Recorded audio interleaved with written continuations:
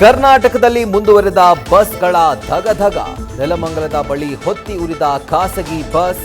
ಸಂಜನಾ ಟ್ರಾವೆಲ್ಸ್ಗೆ ಸೇರಿದ ಬಸ್ ಸುಟ್ಟು ಭಸ್ಮ. ಅದೃಷ್ಟವಶಾತ್ 40 ಪ್ರಯಾಣಿಕರು ಸೇಫ್.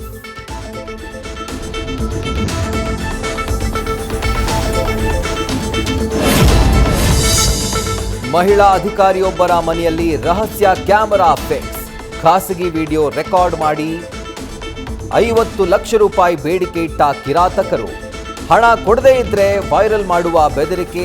ದೂರಿನನ್ವಯ ಆರೋಪಿಗಳನ್ನ ಬಂಧಿಸಿದ ಬೆಳಗಾವಿ ಪೊಲೀಸರು.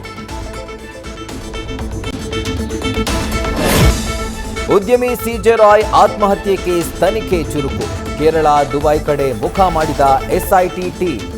ಮತ್ತೊಮ್ಮೆ ಐಟಿ ಅಧಿಕಾರಿಗಳ ವಿಚಾರಣೆ ನಡೆಸುವುದಕ್ಕೂ ಸಿದ್ಧತೆ.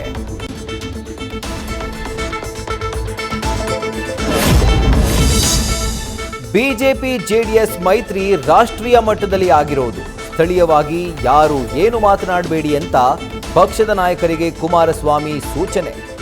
ರಾಜ್ಯದಲ್ಲಿ ಕೆಲವು ಕಡೆ ಎದ್ದಿರೋ ಅಪಸ್ವರ ಸರಿ ಮಾಡ್ತೇವೆಂದು ಭರವಸೆ. ನ್ಯೂಸ್ ಫಸ್ಟ್ ನಿರ್ಭೀತಿಯಿಂದ ನಿಮ್ಮ ಪರವಾಗಿ.